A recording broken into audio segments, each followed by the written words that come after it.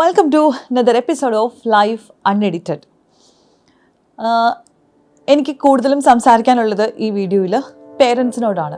അല്ലെങ്കിൽ നമുക്കിതൊരു ബെറ്റർ പേരൻറ്റിങ്ങിനെ കുറിച്ച് നമുക്ക് സംസാരിക്കാനുള്ളൊരു സ്പേസ് ആക്കി മാറ്റണമെന്ന് ഞാൻ എപ്പോഴും വിചാരിക്കാറുള്ളതാണ്.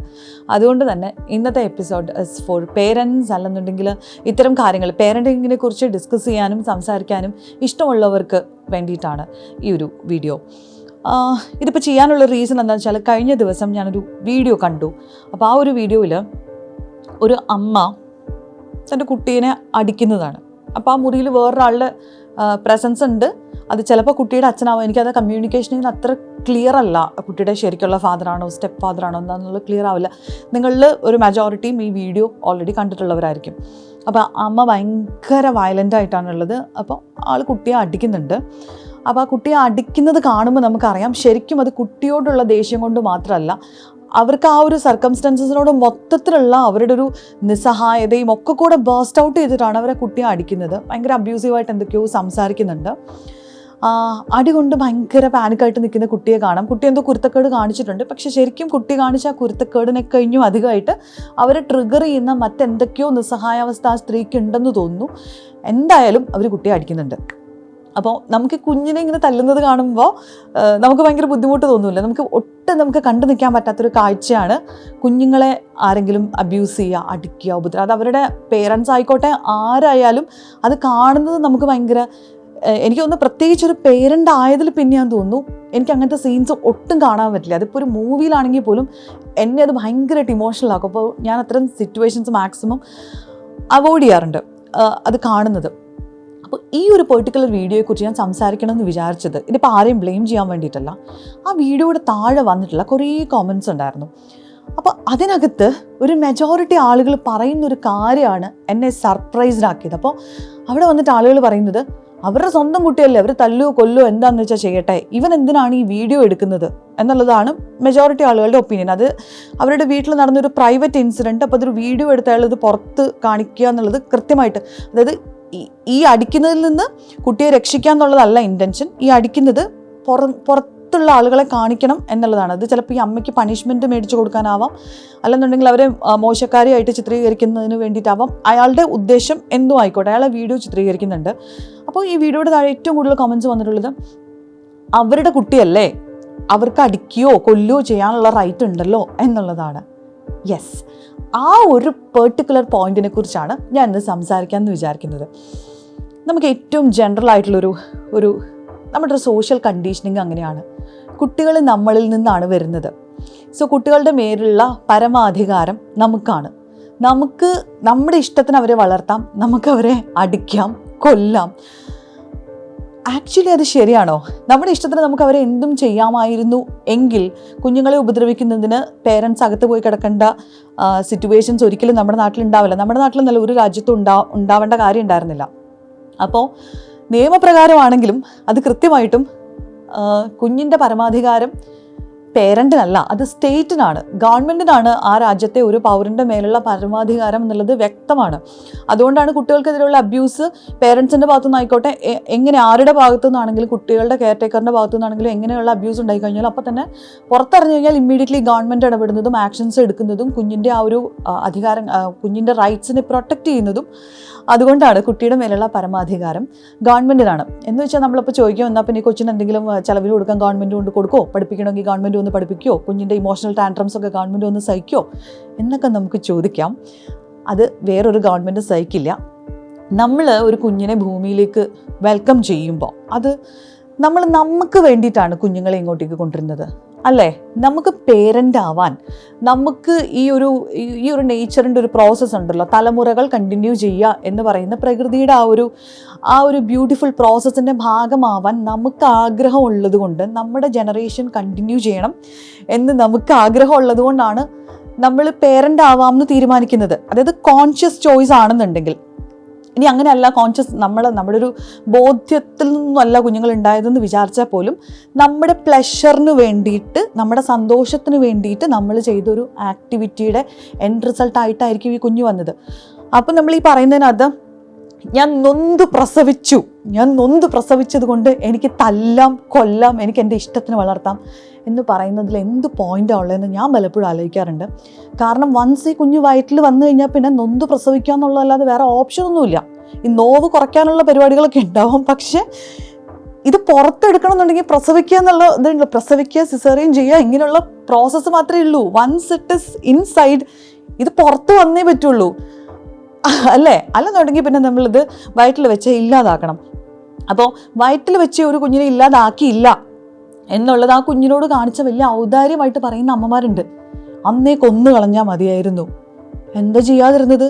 അത് ചെയ്യാതിരുന്നിട്ട് കുഞ്ഞിനെ പ്രസവിച്ചിട്ട്, അതാണ് നമ്മുടെ ചോയ്സാണ് ഇതൊക്കെ. നമ്മളിത് പ്രസവിച്ചിട്ട് ആ പ്രസവിച്ചതിന് കണക്ക് പറയുക, അല്ലെങ്കിൽ അതുകൊണ്ട് മാത്രം എനിക്ക് നിൻ്റെ മേലൊരു പൂർണ്ണ അധികാരം ഉണ്ട്, എൻ്റെ ഇഷ്ടത്തിന് മാത്രമായിരിക്കണം ഇനി എല്ലാം, അല്ലാന്നുണ്ടെങ്കിൽ ഞാൻ കൊന്നുകളയും എന്ന് പറയുന്നത് എന്തൊരു ലോജിക്കില്ലാത്തൊരു കാര്യമാണെന്ന് ആലോചിച്ച് നോക്കൂ. എനിക്കറിയാം, ഇപ്പം ഞാനിത് പറയുമ്പോഴും ഒരുപാട് പേർക്ക് ഇതിനോട് വിയോജിപ്പുണ്ടായിരിക്കും. അത് പൂർണ്ണമായിട്ട് മനസ്സിലാക്കിയിട്ട് തന്നെ ഞാൻ പറയുന്നത്. കാരണം നമ്മുടെയൊക്കെ ഒരു ധാരണ എന്ന് പറയുന്നത്, നമ്മൾ കുഞ്ഞിനെ പ്രസവിക്കുകയാണ്, അല്ലെങ്കിൽ അതിപ്പം അച്ഛനായിക്കോട്ടെ അമ്മയായിക്കോട്ടെ, നമ്മൾ പേരൻ്റ് ആവുകയാണ് എന്നുണ്ടെങ്കിൽ അതിൻ്റെ അർത്ഥം നമുക്ക് ആ കുഞ്ഞിൻ്റെ മേലുള്ള എല്ലാ റൈറ്റും ഉണ്ട്. നമ്മളൊരു കാര്യം മനസ്സിലാക്കേണ്ടതെന്ന് വെച്ചാൽ, കുട്ടികൾക്ക് വേണ്ടി നമ്മൾ ചെയ്യുന്ന കാര്യങ്ങൾ, അതായത് നമ്മളായിട്ട് ഈ ഭൂമിയിലേക്ക് കൊണ്ടുവന്ന, നമ്മളതിനൊരു റീസണായി എന്നുള്ളത് മാത്രമേ ഉള്ളൂ. അവർ ഈ ഭൂമിയിലേക്ക് വരേണ്ടത് കൊണ്ടാണ് അവർ ഇങ്ങോട്ടേക്ക് വന്നത്. അപ്പോൾ അവർ ഈ ഭൂമിയിൽ വന്നു, അപ്പോൾ നമ്മളതിനൊരു റീസണായി എന്നുള്ളത് കൊണ്ട് മാത്രം നമ്മൾ അവർക്ക് ചെയ്തു കൊടുക്കുന്ന എല്ലാ കാര്യങ്ങളും നമ്മുടെ ഔദാര്യമൊന്നുമല്ല.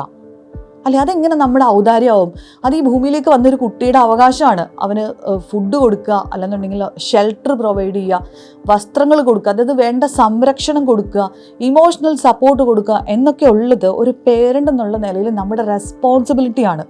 അത്രയും റെസ്പോൺസിബിലിറ്റി ഏറ്റെടുക്കാൻ കഴിയുക. അതിപ്പോൾ ഓരോ ആനിമൽസിനെ നോക്കിക്കഴിഞ്ഞാൽ അറിയാം, അതിൻ്റെ ഒരു കുഞ്ഞിന് സപ്പോർട്ട് കൊടുക്കേണ്ട ഒരു സമയമുണ്ട്. ആ സമയം വരെ നേച്ചർ ആ ആനിമലിനെ പ്രിപ്പയർ ചെയ്യുന്നത് അങ്ങനെയാണ്. അത്ര നാൾ, ഇപ്പോൾ പാല് കൊടുക്കേണ്ട ഒരു പ്രായം വരെ എല്ലാ ജീവികളും പാല് കൊടുക്കും. അതിപ്പോൾ പട്ടിയായാലും പൂച്ചയായാലും പശു ആയാലും ഏത് ആനിമൽ ആണെങ്കിലും. ഇപ്പോൾ കുരങ്ങനെ നോക്കൂ, അതിനാണെങ്കിൽ കുഞ്ഞിനെ നോക്കേണ്ട അത്രയും പ്രായം വരെ അത് കൊണ്ടു നടന്ന് നോക്കും, അത് കഴിയുമ്പോഴേക്കും മാറ്റിവിടും. എന്ന് വെച്ചിട്ട് ഇത്ര നാൾ ഞാൻ നോക്കി എന്ന് പറഞ്ഞിട്ട് ഇതെൻ്റെ ഒരു ഔദാര്യമായിരുന്നു, ഞാൻ ഇത്രയൊക്കെ ചെയ്തതുകൊണ്ട് എനിക്ക് ഇത്രയൊക്കെ ചെയ്യാനുള്ള റൈറ്റ് ഉണ്ട്, അല്ലെങ്കിൽ തിരിച്ച് എന്നോട് ഇങ്ങനെയൊക്കെ ചെയ്യണം എന്നൊന്നുമല്ല. അപ്പം ആ തിരിച്ച് ചെയ്യുന്ന കാര്യത്തിലേക്ക് നമുക്ക് പിന്നെ വരാം. പക്ഷെ ഞാൻ പറയാൻ ഉദ്ദേശിച്ചതാണ്, അച്ഛനായി അമ്മയായി എന്നുള്ളത് കൊണ്ട്, അല്ലെങ്കിൽ നമ്മൾ പ്രസവിച്ചു എന്നുള്ളത് കൊണ്ട് മാത്രം ഈ കുഞ്ഞിൻ്റെ പരമാധികാരി നമ്മളല്ല. അങ്ങനെയാണെന്നുണ്ടെങ്കിൽ നമ്മൾ ഈ ഒരു കുഞ്ഞിനെ കൊന്നാലും, കുഞ്ഞിനെ കൊന്നതിൻ്റെ പേരിൽ അകത്ത് പോയി കിടക്കുന്ന എത്രയോ അമ്മമാരും അച്ഛന്മാരും ഉള്ളൊരു നാടാണിത്, അല്ലേ? അങ്ങനെയാണെങ്കിൽ പിന്നെ ഞാൻ ജനിപ്പിച്ചതല്ലേ, എനിക്ക് കൊല്ലാമല്ലോ എന്ന് പറയുന്നതിനകത്ത് എന്ത് ലോജിക്കാണ് ഉള്ളത്? അത് പുറത്തേക്ക് വന്ന് അതൊരു ജീവനായി വളരാൻ തുടങ്ങി കഴിഞ്ഞു കഴിഞ്ഞാൽ അത് തീർച്ചയായിട്ടും അതൊരു ഇൻഡിവിജ്വലാണ്. അപ്പോൾ അതിൻ്റെ ഇമോഷൻസിനെ, അതിൻ്റെ ഫിസിക്കിനെ ഒക്കെ മാനിക്കാനുള്ള റെസ്പോൺസിബിലിറ്റി കൂടി ആസ് പേരൻറ്റ് നമുക്കുണ്ട്. ഞാനൊരു വീഡിയോ കണ്ടപ്പോൾ ഞാൻ വിചാരിച്ചത് ആ സ്ത്രീ കടന്നു പോകുന്നത് വളരെ ഡിഫിക്കൽട്ടായിട്ടുള്ള സിറ്റുവേഷൻസ് ആയിരിക്കും, അതുകൊണ്ടായിരിക്കും അവർ അത്രയും വിചിത്രമായിട്ട് പെരുമാറിയത്. വിചിത്രമായിട്ടൊന്നും പറയാൻ പറ്റില്ല, നമ്മുടെ പല ഹൗസ് ഹോൾഡ്സിലും നടക്കുന്ന ചില സംഭവങ്ങളാണ്. നമുക്ക് വേറെ എന്തെങ്കിലും ഒരു കാരണത്തിൻ്റെ പുറത്തായിരിക്കും ട്രിഗർ ഉണ്ടാവുക. ചിലപ്പോൾ ഭർത്താവിനോടുള്ള ദേഷ്യമായിരിക്കും, ചിലപ്പോൾ മദർ ഇൻ ലോനോടുള്ള ദേഷ്യമായിരിക്കും, അല്ലെങ്കിൽ പുറത്തുള്ള ചുറ്റുപാടുകളുള്ള ദേഷ്യമായിരിക്കും, നമ്മുടെ ചില നിസ്സഹായതകളായിരിക്കും. അതിൻ്റെ പേരിൽ ചെറിയൊരു പ്രശ്നം ഉണ്ടാകുമ്പോഴേക്കും നമ്മളത് കംപ്ലീറ്റ് നമ്മുടെ കുഞ്ഞിൻ്റെ പുറത്തേക്ക് തീർക്കുന്ന ഒരുപാട് പേരൻസ് ഉണ്ട്, ഒരുപാട്. ചില അമ്മമാർ ഇതിനകത്ത് ഭയങ്കരമായിട്ട് ഗിൽറ്റ് അനുഭവിക്കുന്നവരുമാണ്. കാരണം ചെറിയ എന്തെങ്കിലും ഒരു കാരണത്തിൽ പ്രകോപിതരായിട്ട് അതിൻ്റെ പേരിൽ കുഞ്ഞിനെ അടിക്കുക. അപ്പോൾ കുട്ടിക്കും അറിയാം ഞാനിത് ഡിസർവ് ചെയ്യുന്നതല്ല, ഞാനൊന്നും ചെയ്തിട്ടല്ല എന്നുള്ളത് കുട്ടിക്കറിയാം. എന്നാൽ ഈ പേരൻറ്റിന് ഇത് വെൻ്റ് ഔട്ട് ചെയ്യുന്നവർക്ക് വേറൊരു ഓപ്ഷനും ഇല്ല. അതിൻ്റെ പേരിൽ കുട്ടികളെ അറ്റാക്ക് ചെയ്യുക എന്ന് പറയുന്നത് ഭയങ്കര കഷ്ടമുള്ളൊരു കാര്യമാണ്. അപ്പം ആസ് എ പേരൻറ്റ്, ഇപ്പോൾ കേട്ടുകൊണ്ടിരിക്കുന്ന ആരെങ്കിലും ഒരു പേരൻ്റ് ആണെന്നുണ്ടെങ്കിൽ നമ്മൾ ഡെഫിനറ്റായിട്ടും റീതിങ്ക് ചെയ്യേണ്ട ഒരു കാര്യമാണ്. ഒന്ന്, നമ്മൾ പ്രസവിച്ചു, നമ്മൾ കഷ്ടപ്പെട്ടിട്ടായിരിക്കും, നമ്മൾ നല്ലോണം സ്ട്രഗിൾ ചെയ്തിട്ടായിരിക്കും അവരെ വളർത്തുന്നത്. ഇറ്റ് ഡസൻറ്റ് മീൻ ദാറ്റ് അവരുടെ പരമാധികാരി നമ്മളല്ല. നമുക്ക് അവരുടെ മേലെ നമുക്ക് ശരിക്കും പറഞ്ഞാൽ നമുക്ക് അധികാരമല്ല ഉള്ളത്. നമുക്ക് അവരുടെ കുറേ കാര്യങ്ങളിൽ ഡിസിഷൻസ് എടുക്കാൻ പറ്റും അല്ലേ? നമുക്ക് അവരെ ഏത് സ്കൂളിൽ പഠിപ്പിക്കണം, അല്ലെങ്കിൽ എന്തൊക്കെ കാര്യങ്ങൾ അവർക്ക് വേണ്ടി ചെയ്തു കൊടുക്കണം, എന്തൊക്കെ ചെയ്യാതിരിക്കുക, ഇങ്ങനെയുള്ള കുറേ കാര്യങ്ങളിൽ നമുക്ക് തീരുമാനങ്ങൾ എടുക്കാനുള്ള ആ ഒരു റൈറ്റ് നമുക്കുണ്ട്. ഇറ്റ് ഡസൻറ്റ് മീൻ ദാറ്റ് നമ്മളല്ല അവരുടെ പരമാധികാരി. അവരെ എന്തും ചെയ്യാനുള്ള അധികാരമൊന്നും നമുക്കില്ല. ആ കാര്യത്തിൽ നമ്മൾ കുറച്ചും കൂടെ കോൺഷ്യസ് ആയിട്ട് തിങ്ക് ചെയ്യേണ്ട ഒരു കാര്യമുണ്ട്. അപ്പോൾ ആ ഒരു കാര്യമാണ് എനിക്ക് പറയാനുള്ളത്. അതുകൊണ്ട് തന്നെ എന്തെങ്കിലുമൊക്കെ തരത്തിൽ ഇതുപോലെ പേരൻസ് കുട്ടികളെ അബ്യൂസ് ചെയ്യുന്നത് കണ്ടു കഴിഞ്ഞാൽ അവരുടെ കൊച്ച് അവരെന്താണെന്ന് വെച്ചാൽ ചെയ്യട്ടെ എന്ന് പറഞ്ഞിട്ട് നമ്മൾ മാറി നിൽക്കുകയല്ല വേണ്ടത്. അതിനകത്തൊരു നീതികേടുണ്ട് എന്നുള്ളത് തീർച്ചയായിട്ടും മനസ്സിലാക്കണം. മാത്രമല്ല, ഇത്തരം അബ്യൂസുകളിൽ കൂടി കടന്നു പോകുന്ന കുട്ടികൾക്ക്, ഞാൻ ഓർക്കുമായിരുന്നു ആ കുട്ടിയെ ഉപദ്രവിക്കുന്നുണ്ട്, അത് വീഡിയോ എടുക്കുന്നുണ്ട്, അത് പുറം ലോകം കംപ്ലീറ്റ് കാണുന്നുണ്ട്, അവനെ പഠിപ്പിക്കുന്ന ടീച്ചേഴ്സും അല്ലെങ്കിൽ അവനെ അറിയുന്ന അവൻ്റെ സഹപാഠികൾ ഉൾപ്പെടെയുള്ളവർ കാണും. മാത്രമല്ല, അവൻ ചെയ്തതിന് നമ്മൾ എപ്പോഴും വിചാരിക്കുമല്ലോ, ഇപ്പോൾ ഒരു കുറ്റം ചെയ്യുമ്പോൾ അതിന് അനുയോജ്യമായിട്ടുള്ളൊരു ശിക്ഷ എന്ന് നമ്മൾ വിചാരിക്കുന്ന കുറേ കാര്യങ്ങളുണ്ടല്ലോ. അപ്പോൾ ഒരു ചെറിയൊരു അടിയാണെങ്കിൽ പോട്ടെ എന്ന് വെക്കാമെന്ന് വിചാരിക്കുന്ന തരത്തിൽ നമ്മളൊരു ബാലൻസിങ് ഉണ്ട്. അപ്പോൾ ഈ ഒരു ബാലൻസിനൊക്കെ അപ്പുറത്തൊരു പണിഷ്മെൻറ്റ് കിട്ടുമ്പോൾ ആ കുഞ്ഞിന് ഒരിക്കലും അത് എടുക്കാൻ പറ്റുന്നുണ്ടാവില്ല. അപ്പോൾ ഡെഫിനറ്റായിട്ടും അവനതുണ്ടാക്കുന്നൊരു ട്രോമ എന്തോരം ആയിരിക്കും എന്ന് വിചാരിക്കാറുണ്ട്. നമ്മൾ കുട്ടികളല്ലേ, മറന്നു പോകും എന്ന് നമ്മൾ കുട്ടികളെക്കുറിച്ച് വിചാരിക്കും. പക്ഷെ നമ്മൾ കുട്ടികളായിരുന്നപ്പോൾ ഡീപ്പ് ഇൻസൈഡ് കയറിയിട്ടുള്ള എന്തൊക്കെ കാര്യങ്ങൾ ഇപ്പോഴും നമ്മളെ ഹോണ്ട് ചെയ്യുന്നുണ്ട് അല്ലേ? ചെറുപ്പത്തിൽ കിട്ടിയ ചില അടികളുടെ പേടി, ആ ട്രോമ, അതൊക്കെ ഇപ്പോഴും കൊണ്ടു നടക്കുന്ന എത്ര ആളുകളുണ്ട്. അന്നത്തെ പേടി കാരണം ഇന്നും ചിലപ്പോൾ നമ്മുടെ പേരൻസിനോട് ഓപ്പണായിട്ടൊരു കാര്യം പറയാൻ പറ്റാത്ത ആ ഒരു ഇന്നർ ചൈൽഡ് ഹീൽ ചെയ്യാത്ത എത്ര അധികം ആളുകളുണ്ടായിരിക്കും. അപ്പോൾ അതുകൊണ്ട് കുഞ്ഞുങ്ങളോട് പെരുമാറുമ്പോൾ കുറച്ചും കൂടെ കോൺഷ്യസ് ആയിട്ട് തന്നെ പെരുമാറേണ്ടത് നമ്മുടെ റെസ്പോൺസിബിലിറ്റിയാണ്. നൊന്തു പ്രസവിച്ചു എന്നുള്ളത് ഒരു വലിയ കണക്കായിട്ട് പറയേണ്ട ആ ഒരു കാലമൊക്കെ കഴിഞ്ഞു. കാരണം നൊന്തു പ്രസവിക്കാതെ നമുക്ക് വേറെ ഓപ്ഷനില്ല. അവനെ എപ്പിഡ്യൂറിലെടുക്കാം കേട്ടോ, കുറച്ച് വേദന കുറഞ്ഞു കിട്ടും.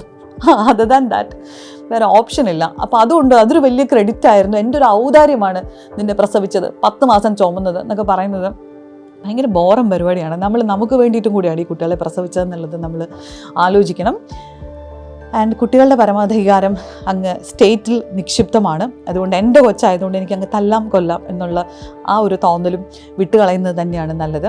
അപ്പോൾ ഇത്തരം കാര്യങ്ങളെ പോയിട്ട് ഒരു ആസ് എ സൊസൈറ്റി ഇതിനെ പോയി സപ്പോർട്ട് ചെയ്യുക അല്ലെങ്കിൽ അനുകൂലിച്ച് സംസാരിക്കുക, അവരെന്താണെന്ന് വെച്ചാൽ ചെയ്യട്ടെ എന്നുള്ള ആ ഒരു thought process as A society നമ്മളും ഒന്ന് മാറ്റേണ്ടതാണ്. സോ അത് പറയാൻ വേണ്ടിയിട്ടാണ് ഈ വീഡിയോ ചെയ്തത്. ഈ ഒരു സമയത്ത് കുറച്ച് പേർക്കൊരു ചിന്ത വരാം. അപ്പോൾ കുട്ടികളൊരു ഒരു കുറ്റം ചെയ്യുമ്പോൾ നമ്മൾ പണിഷ്മെൻറ്റ് കൊടുക്കാറില്ലേ? ഒരു മെജോറിറ്റി പേരൻസും ഇപ്പോഴും കുട്ടികളെ തല്ലി നന്നാക്കാം അല്ലെന്നുണ്ടെങ്കിൽ അത്തരം ഒരു പണിഷ്മെൻറ്റ് കൊടുക്കുന്നതുകൊണ്ട് കുഴപ്പമില്ല എന്ന് വിശ്വസിക്കുന്നവരാണ്. എനിക്ക് തോന്നുന്നത് നമുക്ക് ആ ഒരു കാര്യത്തിനെക്കുറിച്ചും നമുക്ക് വിശദമായിട്ട് സംസാരിക്കാം ഈ വീഡിയോയിലല്ല, മറ്റൊരു വീഡിയോയിൽ.